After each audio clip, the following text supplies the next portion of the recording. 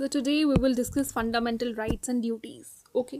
देखो, एक democratic setup की जब हम बात करते हैं, लोगों को कुछ राइट्स दिए गए हैं. People are given some rights. ठीक है, लोगों को कुछ राइट्स दिए हैं और इनमें से कुछ राइट्स बहुत ही इसेंशियल हैं for all round development of human beings. ठीक है, और फंडामेंटल राइट्स क्या होता है? बेसिक राइट्स कि फंडामेंटल राइट्स चाहिए हमें, और ये फंडामेंटल राइट्स जो हैं हमारे कॉन्स्टिट्यूशन हमें प्रोवाइड करवाता है and they are basic in the governance of state. ठीक है, ये जो फंडामेंटल राइट्स हैं they are given to everyone. They are given to everyone. So without any discrimination हर किसी को ये राइट्स प्रोवाइड कराए जा रहे हैं.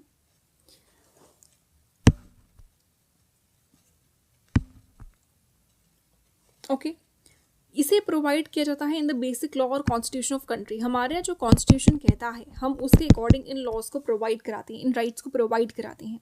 ठीक है, और government can not alter them according to their wishes. ठीक है, बार बार इसे ऑल्टर करना गवर्नमेंट नहीं कर सकता है. जब उनका मन चाहा तो इन बेसिक राइट्स को, इन फंडामेंटल राइट्स को ऑल्टर कराया जाए. ठीक, साथ ही साथ में इसे इग्नोर नहीं किया जाता, इग्नोर नहीं किया जा सकता है, ना ही सप्रेस कराया जा सकता है. ठीक है, it can not be ignored और suppressed. The country's executive and legislature have to respect them. जो कंट्री का लेजिस्लेचर है उन्हें रिस्पेक्ट करना है इन फंडामेंटल राइट्स को. जो कंट्री का लेजिस्लेचर है या फिर एग्जीक्यूटिव है, ठीक है, they both have to respect them. ठीक है, किसे रिस्पेक्ट करना है? इन राइट्स को. They are justiciable.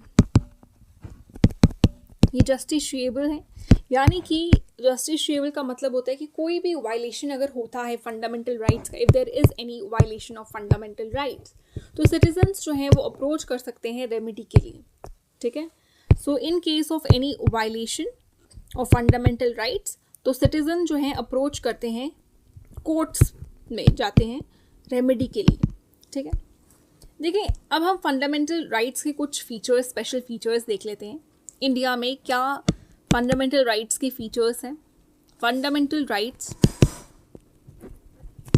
In India have some features. In India have some special features. कुछ स्पेशल फीचर्स हैं और उन्हीं स्पेशल फीचर्स को हम देखते हैं. देखिए, fundamental rights are not absolute. Not absolute क्या मतलब है इस बात का? देखिए, जो पार्लियामेंट है ना वो रिस्ट्रिक्शंस लगा सकता है in the interest of the nation, यानी कि नेशन के इंटरेस्ट में. So in the interest of the nation जो पार्लियामेंट है वो रिस्ट्रिक्शंस लगा सकता है. कौन रिस्ट्रिक्शंस लगा रहा है? पार्लियामेंट.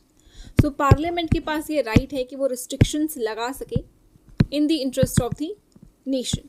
ठीक है, यानी कि ये सस्पेंड भी कर सकते हैं, एमेंड भी कर सकते हैं. किनको? राइट्स को. तो फंडामेंटल राइट्स जो हैं वो एब्सोल्यूट पूरे तरीके से नहीं है. सो दे आर नॉट एब्सोल्यूट. ठीक है, because parliament do have this right. Parliament can put up restrictions in the interest of the nation and they can suspend और एमेंड दीज राइट्स. ठीक है, सेकेंड पॉइंट हमारा आ जाता है कि कुछ फंडामेंटल राइट्स जैसे कि फ्रीडम ऑफ एक्सप्रेशन, कुछ फंडामेंटल राइट्स जैसे freedom of expression, they are available to Indian citizens only.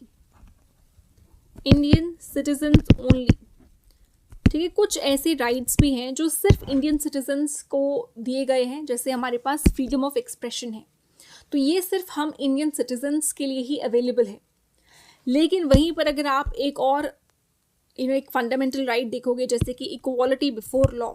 सो ठीक है, if you will see equality before law.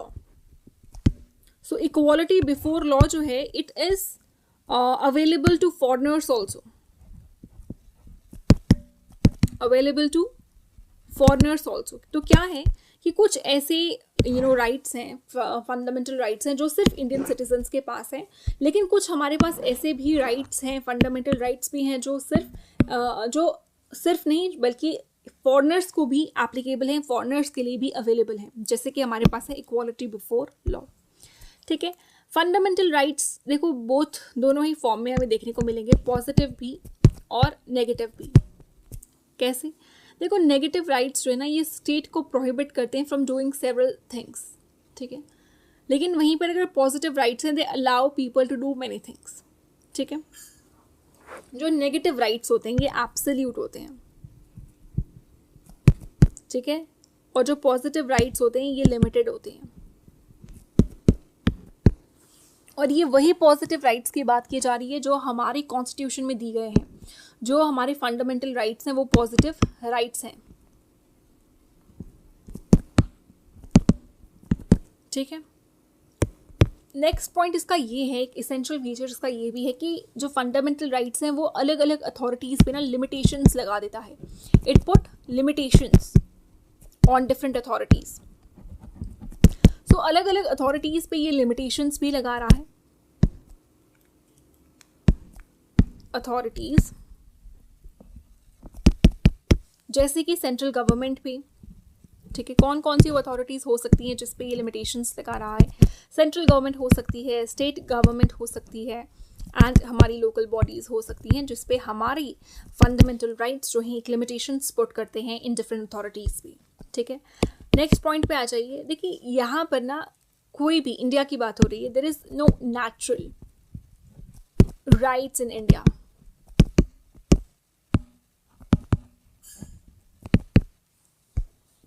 ठीक है। कोई भी नेचुरल राइट नहीं है, क्योंकि हमारा जो सुप्रीम कोर्ट है या जो हमारे कोर्ट्स हैं वो ही हैं जो सिर्फ इन राइट्स को प्रोटेक्ट करके रखते हैं, इन इंटरेस्ट को प्रोटेक्ट करके रखते हैं, ठीक है।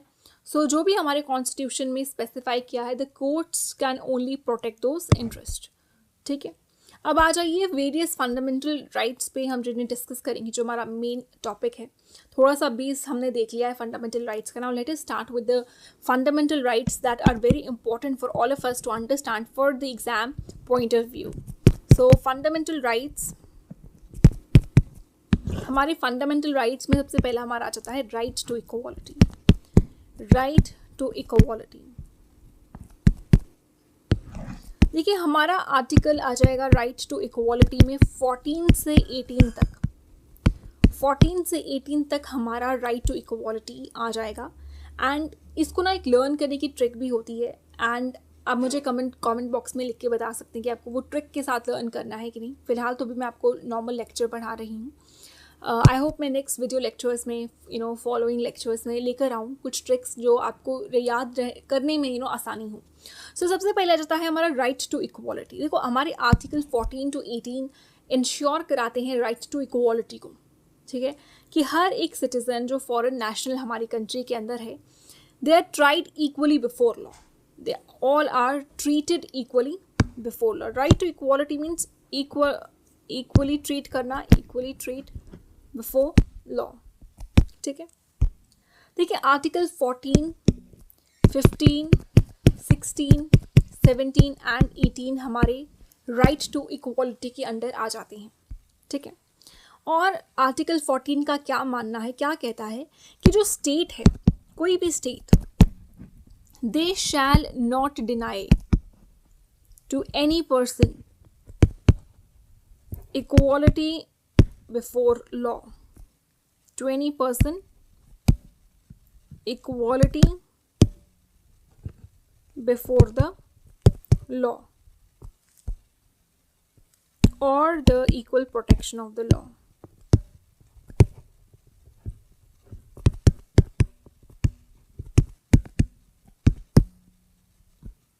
ठीक है, कि स्टेट जो है वो डिनाई नहीं करेगा किसी भी इंसान को इक्वालिटी बिफोर द लॉ, ठीक है, और the equal protection of the law with in the territory of India. तो इंडिया की टेरिटरी के अंदर आप कोई भी स्टेट डिनाई नहीं कर सकती किसी भी इंसान को इक्वालिटी बिफोर लॉ, कि हर कोई लॉ के सामने इक्वल है, ठीक है। जो ये राइट है ना, ये ले डाउन करता है foundation of rule of law. तो यही जो लॉ है क्या कर रहा है, ये फाउंडेशन किसकी बिल्ड कर रहा है, rule of law in India, ठीक है। ये रूल ऑफ लॉ की फाउंडेशन को बिल्ड कर रहा है। Equality before law is actually building this, laying down this foundation of rule of law in India, ठीक है। आ जाइए अब आर्टिकल 15 पर। आर्टिकल 15 क्या कहता है? आर्टिकल 15 कहता है they shall not discriminate against any citizen, shall not discriminate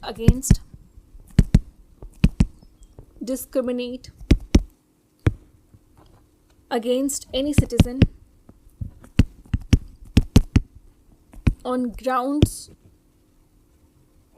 only of religion, race, caste, sex, place of birth,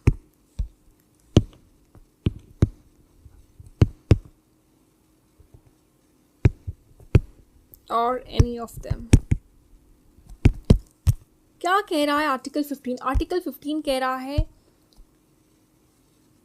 कि they shall not discriminate against any citizen, किसी भी सिटीजन के अगेंस्ट डिस्क्रिमिनेशन नहीं होना चाहिए। किस ग्राउंड के बेसिस पर? चाहे वो रिलीजन हो, रेस हो, कास्ट हो, सेक्स हो, प्लेस ऑफ बर्थ हो, या कोई भी इनमें से कोई भी, उसके बेसिस पे कोई भी डिस्क्रिमिनेशन नहीं होनी चाहिए। ठीक है। No one can be denied, किसी को पब्लिक रिसोर्सेस, पब्लिक प्लेसेस, किसी को भी पब्लिक प्लेसेस को एक्सेस करने में डिनाई नहीं करा जाना चाहिए। यानी कि no one can be denied access to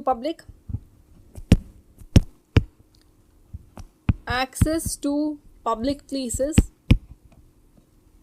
on either of the ground, on either of the above ground. देखो ऊपर जो भी हमने पढ़ा, race, birth of place, caste, sex, religion, ये जो इतनी भी ग्राउंड्स हैं, इसके बेसिस पे आपको एक्सेस टू पब्लिक भी डिनाई नहीं करना चाहिए। मतलब आप कोई भी पब्लिक प्लेसेस में बैठ रहे हो तो इस बेसिस पे आपको कोई भी डिनाई नहीं कर सकता that you can't sit here. ठीक है, वो पब्लिक प्लेस है, वहाँ पर किसी भी बेसिस का डिस्क्रिमिनेशन नहीं होना चाहिए, किसी भी फॉर्म का डिस्क्रिमिनेशन नहीं होना चाहिए, स्पेशली इन ग्राउंड्स पे जो दिए हुए हैं। ठीक है, लेकिन दो एक्सेप्शंस हैं इस राइट में। There are two exceptions in this right. Government can make special arrangements. Government जो है special arrangements बना सकते हैं, और ये special arrangements किसके लिए हैं? बच्चों के लिए और औरतों के लिए, for women and children. ठीक है। The government has been allowed to give special consideration to scheduled caste, scheduled tribes, और जितने भी बाकी socially and educationally backward हैं, other socially and backward, educationally backward, SC ST socially backward, socially and educationally backward जो भी हैं, government ना इनको स्पेशल कंसिडरेशन देती है। ठीक है, so government gives special consideration to whom? SC ST, socially and educationally backward जो लोग हैं। ठीक है, नेक्स्ट आ जाइए आर्टिकल 16। आर्टिकल 16 का क्या कहना है? देखिए आर्टिकल 16 कहता है it deals with equality of opportunity in matters of public employment. जब हम यहाँ पर बात कर रहे हैं एम्प्लॉयमेंट की, तो ये क्या कर रहा है? Deals with equality of opportunity. Equality of opportunity से ये डील करता है किस मैटर में? In matters of public employment. So public employment में हर किसी को एक इक्वल अपॉर्चुनिटी मिलनी चाहिए। ठीक है, हर एक सिटीजन के लिए इक्वालिटी ऑफ अपॉर्चुनिटी होनी चाहिए। किस मैटर्स में? In matters relating to employment हो या फिर अपॉइंटमेंट, किसी भी ऑफिस के में आपका अपॉइंटमेंट हो रहा है अंडर द स्टेट, सो उसमें आपको इक्वालिटी ऑफ अपॉर्चुनिटी होनी चाहिए। ठीक है, in matters of public employment. No citizen, कोई भी इंसान, कोई भी सिटीजन जो है on grounds of any religion, ये हम लिख लेते हैं, no citizen shall on grounds of any religion, race, caste, sex, descent, place of birth, residence, or any of them be ineligible for or discriminated against discrimination नहीं होना चाहिए इस basis पे, ठीक है, of any employment of office under the state. तो किसी भी एम्प्लॉयमेंट या किसी भी ऑफिस की बात अगर हो रही है, public place, public employment, public office की अगर बात हो रही है, तो किसी भी सिटीज़न की बात हो रही है, तो किसी भी सिटीज़न को इन ग्राउंड्स पर, ये जितने भी ग्राउंड्स मैंने आपको बताए हैं, इन ग्राउंड्स पे डिस्क्रिमिनेशन फेस नहीं करना चाहिए, ठीक है। तो ये यहाँ पर इन ग्राउंड्स पे इनको एक सेफ फील कराना गवर्नमेंट का काम है, ठीक है। तो पब्लिक एम्प्लॉयमेंट हो गया, हमारी जो ऑफिस के आप ज्वाइनिंग कर रहे हो, अपॉइंटमेंट कर रहे हो, इन मैटर्स में हर किसी को इक्वालिटी ऑफ अपॉर्चुनिटी मिलनी चाहिए और कोई भी डिस्क्रिमिनेशन नहीं होना चाहिए इन बेसिस पर, इन ग्राउंड्स पे। Then comes article 17। नेक्स्ट आ जाता है हमारा आर्टिकल 17। आर्टिकल 17 जो है ना वो एबॉलिशन ऑफ अनटचेबिलिटी से डील करता है, एबॉलिशन ऑफ अनटचेबिलिटी,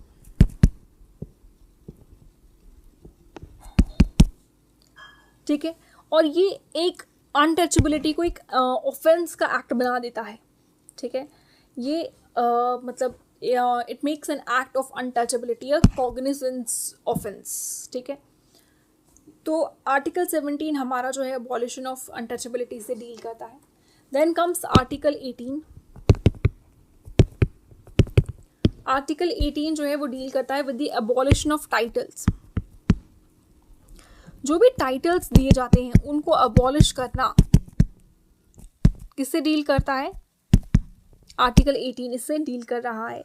कुछ एक्सेप्शंस ज़रूर हैं, जैसे in regarding to special qualification हो गया, कोई स्पेशल क्वालिफिकेशन या कोई एजुकेशन हो गया, या कोई आर्म्ड फोर्सेस में आपको कोई ऐसा दर्जा दिया हुआ है, तो वहाँ पर उन टाइटल्स का होना ठीक है, लेकिन बाकी सारे टाइटल्स के एबॉलिशन की बात हो रही है, ठीक है। तो एक्सेप्शंस हैं यहाँ पर इस डील में, लेकिन freedom is the second fundamental right that we are going to talk about. So in this right to freedom, the rights which are guaranteed are article 19 to 22. Article 19 to 22 comes under right to freedom. So article 19 to 22 of the Indian Constitution are under the right to freedom, which are available only to the Indian citizens. You have to remember this, only these are available to the Indian citizens. Right to freedom, Indian citizens.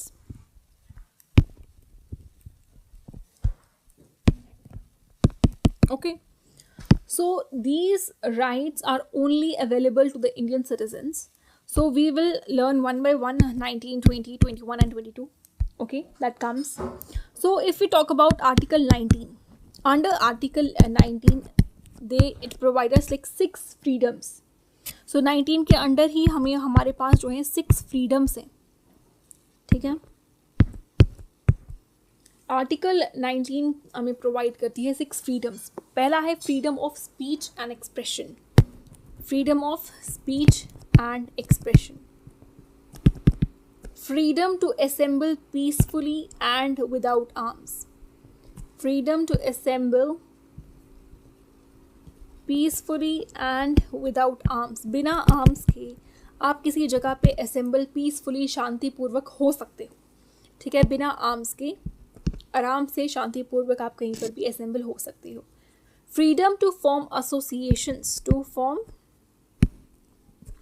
Associations और unions, आप कोई भी association, कोई भी union जो है उसे form कर सकते हो, ठीक है। तो इस चीज़ की भी फ्रीडम आपको दी गई है। Freedom to move freely, freedom to move freely, आप कहीं भी मूव करना चाहते हो, आप आराम से फ्रीली मूव कर सकते हो, there is no one to stop you. Then comes freedom to reside and settle, आप कहीं भी आराम से रिसाइड कर सकते हैं, सेटल कर सकते हैं, कहीं भी ठहर सकते हैं, कहीं भी रुक सकते हैं, कहीं भी सेटल हो सकते हैं, आपकी चॉइस है, फ्रीडम है आपके पास। Then comes freedom to practise any profession, freedom to practise any profession or carry any occupation, or carry any occupation, trade or volume, कोई भी ट्रेड, कोई भी वॉल्यूम, कोई भी ऑक्यूपेशन को आप इजीली कैरी आउट कर सकते हो, किसी भी ऑक्यूपेशन को आप, किसी भी प्रोफेशन को आप प्रैक्टिस कर सकते हो। तो ये जो फ्रीडम्स है ना, ये रिलेटिव है, ठीक है। These freedoms are relative, not absolute.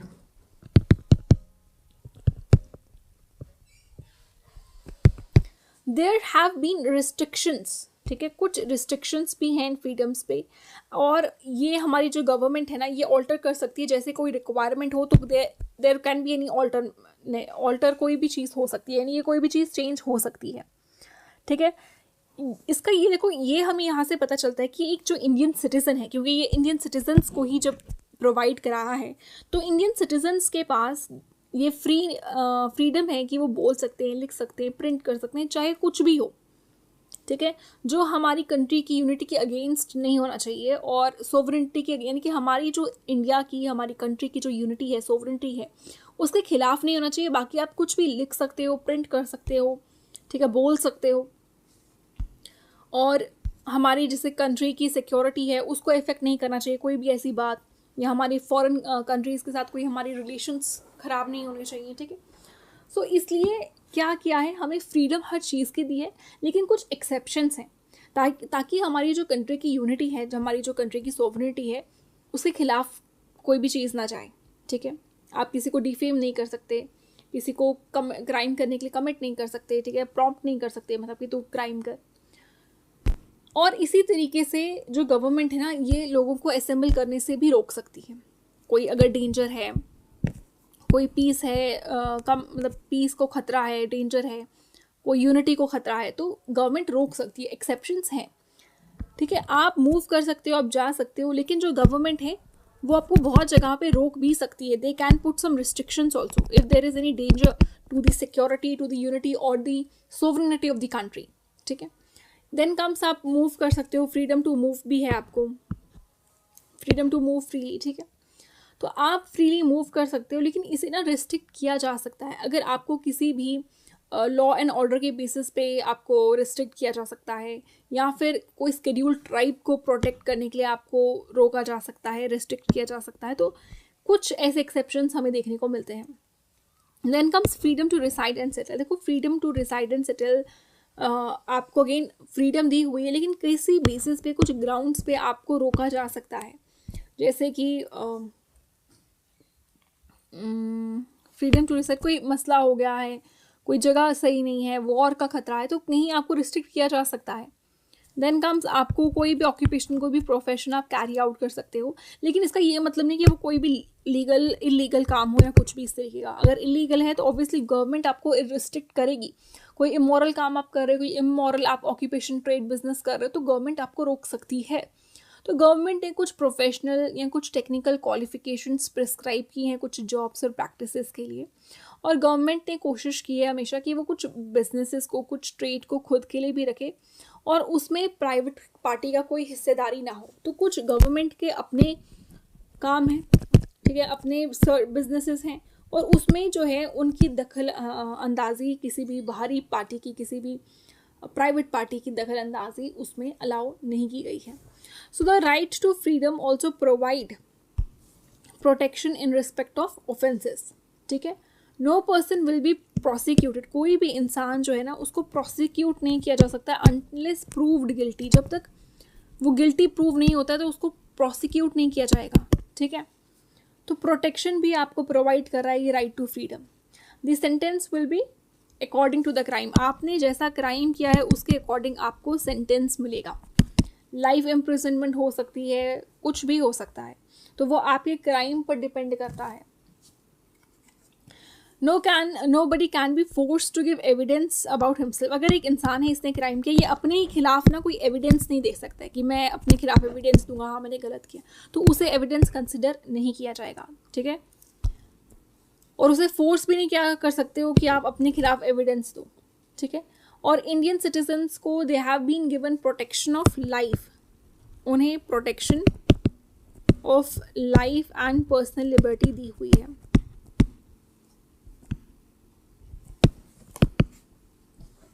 Except according to procedure established by law. Except according to procedure established by law. बाकी आपको लाइफ एंड पर्सनल लिबर्टी के हिसाब से आपको प्रोटेक्शन भी दी है, लेकिन कुछ एक्सेप्शंस अगेन है, which is procedure established by law के तहत आपको कोई if you are found guilty and all that, तो ऑब्वियसली आपको फिर उस ऑफेंस के लिए जो आपने कमिट किया है उसके लिए आपको इम्प्रिजनमेंट भी हो सकती है, सेंटेंस भी किया जा सकता है। और आपको एक क्राइम के लिए बार बार सेंटेंस नहीं दी जा सकती। एक क्राइम है, आपको एक बार 10 साल की अगर सज़ा दे दी, फॉर एग्जांपल 10 साल की सज़ा दी, बाद में आपको 10 साल के बाद सेम क्राइम के लिए और 10 साल की सज़ा नहीं दी जाएगी, यानी कि एक sentence only once for a crime, ठीक है। Then comes the right against exploitation. ये हमारा नेक्स्ट फंडामेंटल राइट है, राइट अगेंस्ट एक्सप्लॉयटेशन, ठीक है। आर्टिकल 23 जो है, आर्टिकल 23 ऑफ द कॉन्स्टिट्यूशन, ये प्रोहिबिट करता है traffics in human being, trafficking in human beings, और जो भी different forms of forced labour है उस चीज़ को ये रोकता है।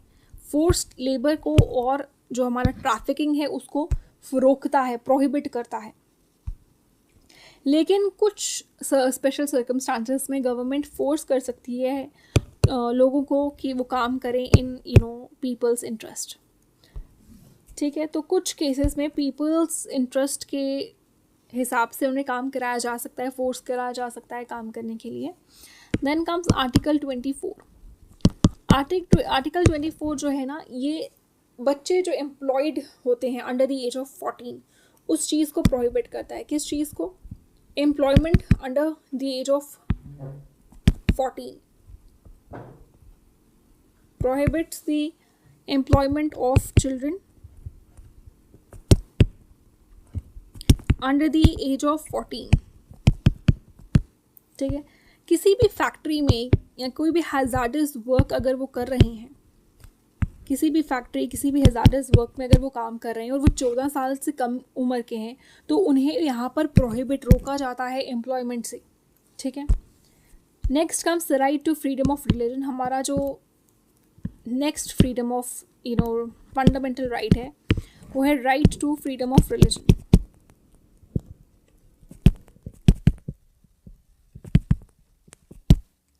India is a secular country. India जो है ना एक सेक्युलर कंट्री है, और हर एक रिलीजन, कोई भी कम्युनिटी जो है, it is equal in the eyes of state, ठीक है।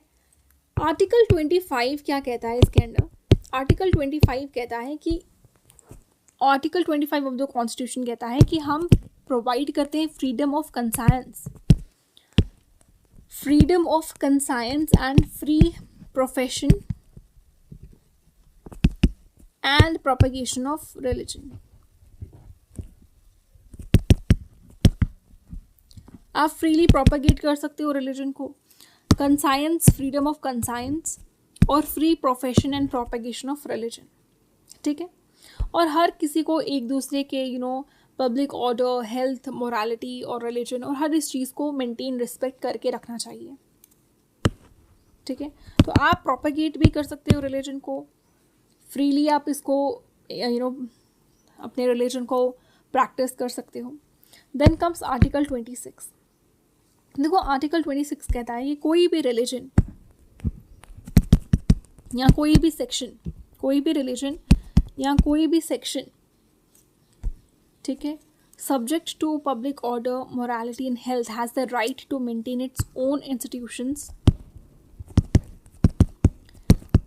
institutions for religious and charitable processes, for religious and charitable purposes, to manage its own affairs in matters of religion, and to own, acquire and administer movable and immovable property in accordance with law. Article 27 कहता है, article 26 कहता है कि कोई भी religion हो, कोई भी सेक्शन हो, ठीक है, कोई भी रिलीजन, कोई भी सेक्शन हो, सब्जेक्ट टू पब्लिक ऑर्डर या मोरालिटी और हेल्थ, उनके पास ये राइट है कि वो अपने खुद के इंस्टीट्यूशंस को मेंटेन कर सकें। तो ये राइट है उनके पास कि वो अपने खुद के इंस्टीट्यूशंस को मेंटेन करके रख सकते हैं रिलीजियस या कोई भी चैरिटेबल पर्पसेस के लिए।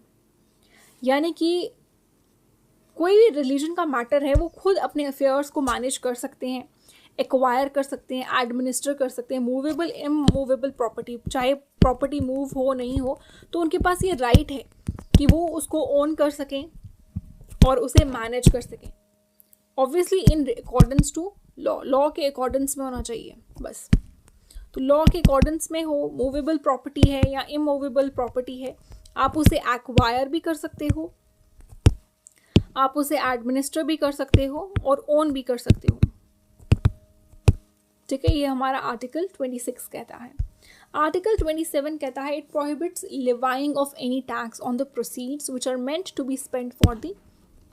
आर्टिकल 27 क्या कहता है? देखो ये ना कोई भी टैक्स को इम्पोज करने से प्रोहिबिट करता है ऑन द प्रोसीड्स। आप किसी भी प्रोसीड्स पे अगर टैक्स को इम्पोज कर रहे हो तो ये उस चीज़ को प्रोहिबिट करता है, रोकता है। which are meant to be spent for the maintenance and promotion of any religious activity। क्योंकि हम right to freedom of religion पढ़ रहे हैं तो ये रिलीजन के ही रिलेटेड है कि अगर आपका कोई टैक्स लग रहा है किसी भी एक्टिविटी जो कि मेंटेनेंस की एक्टिविटी हो सकती है या फिर आप रिलीजन की प्रमोशन करा रहे हो किसी भी रिलीजियस एक्टिविटी की, तो वहाँ पे टैक्स इम्पोज नहीं होगा। ठीक है, तो वहाँ पर इस टैक्स को लिवाई करने से ये रोकता है, चाहे वो मेंटेनेंस हो या प्रमोशन हो of religious activity. Then comes article 28। Article 28 क्या कहता है? It states that no religious instruction can be given in any educational institution. No religious instruction. अब मैं आपको फॉर एग्जांपल पढ़ा रही हूँ या कोई इंस्टीट्यूशन है जहाँ पे टीचर्स पढ़ा रही हैं, एक एजुकेशनल इंस्टीट्यूशन है, वहाँ पर आप कोई भी रिलीजियस इंस्ट्रक्शंस नहीं दे सकते क्योंकि आप बच्चों को पढ़ाने आए हो, आप पढ़ाइए। ठीक है, तो कोई भी आप रिलीजियस उनको इंस्ट्रक्शन नहीं दे सकते किसमें, किसी भी एजुकेशनल इंस्टीट्यूशन में।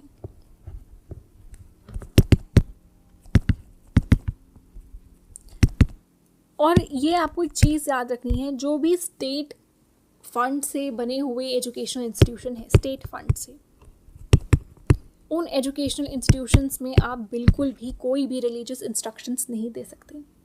ठीक है, जो इंस्टीट्यूशन स्टेट फंड से बने हुए हैं, मेंटेन किए हुए हैं। ठीक है, और कोई भी अगर एक इंसान जो है, ठीक है, अटेंड कर रहा है कोई एजुकेशनल इंस्टीट्यूशन को, लेकिन it is recognised and aided by the state, उसे फोर्स नहीं किया जा सकता कि तुम किसी भी रिलीजियस इंस्ट्रक्शंस में पार्टिसिपेट करो या वर्शिप करो। Cultural and educational right. So we are going to discuss about cultural and educational rights which is the next fundamental right. देखो इस फंडामेंटल राइट में हमारे दो आर्टिकल्स आते हैं, आर्टिकल 29 एंड 30। ठीक है, सो आर्टिकल 29 एंड 30 क्या इंश्योर कराते हैं? ये हर एक इंसान जो भी माइनॉरिटी कम्युनिटी का है ना, उसे अपॉर्चुनिटी प्रोवाइड करते हैं। So it provides opportunity, so it provides opportunities to every minority community. ठीक है, जितनी भी माइनॉरिटी कम्युनिटीज़ हैं उन्हें अपॉर्चुनिटी प्रोवाइड करता है ताकि वो प्रोटेक्ट कर सकें और एनरिच कर सकें अपने कल्चर, लैंग्वेज और स्क्रिप्ट को, to protect their language and enrich भी यहाँ पर है, and enrich their language, culture and script. ठीक है, और कोई भी इंसान को ये डिनाई नहीं कर सकता एडमिशन किसी भी एजुकेशनल इंस्टीट्यूशन में which is run by state या फंडेड बाय स्टेट। अगर कोई फंड हो रही है, अगर ये it is run by state और फंडेड बाय स्टेट, अगर उसे कोई भी एजुकेशनल इंस्टीट्यूशन को स्टेट फंड कर रही है, स्टेट चला रही है, तो आपको कोई भी डिनाई एडमिशन नहीं कर सकता है। ठीक है, तो जितने भी माइनॉरिटी ग्रुप्स हैं, हर माइनॉरिटी ग्रुप को इस्टेब्लिश करने की और एडमिनिस्टर करने की और डेवलप करने की कोई भी इंस्टीट्यूशन डेवलप करने की उनके पास ये एबिलिटी है, ये उनको प्रोवाइड किया गया है कि कोई भी माइनॉरिटी ग्रुप है वो इस्टेब्लिश कर सकता है, एडमिनिस्टर कर सकता है, या कोई भी एजुकेशनल इंस्टीट्यूशन को डेवलप कर सकता है। तो एजुकेशनल इंस्टीट्यूशन को वो डेवलप करा रहे हैं टू प्रोटेक्ट देयर लैंग्वेज, अपने लैंग्वेज, स्क्रिप्ट और कल्चर को प्रोटेक्ट करने के लिए वो ये चीज़ें इस्टेब्लिश या एडमिनिस्टर या डेवलप करा सकते हैं किसी भी एजुकेशनल इंस्टीट्यूशन को, ठीक है। और गवर्नमेंट कभी भी इसमें डिस्क्रिमिनेट किसी भी तरीके से नहीं कर सकती। गवर्नमेंट कांट डिस्क्रिमिनेट, किसी भी मैनर में गवर्नमेंट जो है वो डिस्क्रिमिनेट नहीं कर सकती, चाहे वो एड देने की बारी हो on the ground that is managed by religious और लिंग्विस्टिक माइनॉरिटी, ठीक है। हमारा लास्ट जो फंडामेंटल राइट है वो आ जाता है राइट टू कॉन्स्टिट्यूशनल रेमेडीज, ठीक है। Right to constitutional remedies which is article 32, ठीक है। हमारा article 32 right to constitutional remedies बहुत ही इंपॉर्टेंट आर्टिकल है। जैसे as far as fundamental rights are concern, it is the most important article, क्योंकि ये इन सारे आर्टिकल्स को इंश्योर कराता है, उनकी कंप्लायंस को इंश्योर कराता है कि ये लागू तो हो, ये कोई इसको वायलेट ना करे। तो वो किससे हो रहा है? वो हमारे पास आर्टिकल 32 है जो इस चीज़ को इंश्योर करा रहा है। तो हर एक सिटीजन के पास ये राइट है कि वो सुप्रीम कोर्ट मूव कर सकते हैं, ठीक है, इन केस उनका कोई भी एक्ट, कोई भी उनका राइट जो है वायलेट हुआ है।